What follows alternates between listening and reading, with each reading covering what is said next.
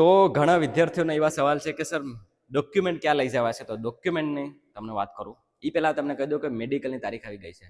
Final cut off હવે કેટલું જઈ શકે?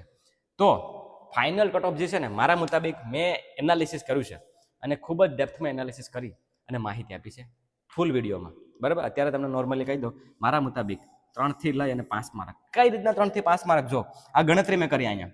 મેડિકલમાં એટલા કાઢા, બરાબર, એમાંથી એટલી વેકેન્સી લેવાની છે, એટલાને કાઢવાના છે, બરાબર, રેશિયો એટલો રહે. એ પ્રમાણે મેં એક એનાલિસિસ કરી અને વિડીયોમાં આપણે વાત કરી છે. એમાં મેં મેડિકલની પણ વાત કરી કે મેડિકલમાં તમારે હું મતલબ ધ્યાન રાખવાનું છે, કઈ વસ્તુ છે, કઈ તારીખે છે. તમને ખબર છે તારીખ આવી ગઈ.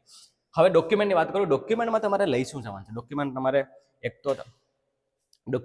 એક તો વસ્તુ લઈ જવાનું તમારે એડમિટ કાર્ડ, બરાબર, પછી આધાર કાર્ડ, 10માની માર્કશીટ, ડોમિસાઇલ, જાતિનો દાખલો ક્રુશલ ડેટ વાળો હોય કે ન હોય, તમારે બે લઈ જવાના છે. આ ધ્યાન રાખજો.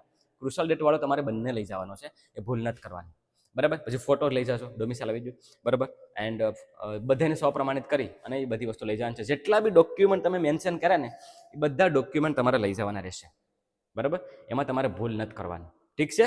તો ફૂલ વિડીયો મેડિકલ વિશેનો માહિતી મેં આપી છે, એ એકવાર જરાક જોઈ લો, તાકી તમારા ડાઉટ જે છે ક્લિયર થઈ જાય.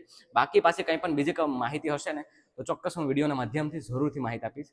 એડમિટ કાર્ડ ક્યારે નીકળશે બધી આપણે વાત કરી છે, બરાબર. તો એ વિડીયો જોઈ લો છો, એને પોતાનું ધ્યાન રાખી, સ્ટે હેલ્ધી, સ્ટે સેફ, બરાબર, એન્ડ મેડિકલ આપવા જશો. All the best. જય હિન્દ.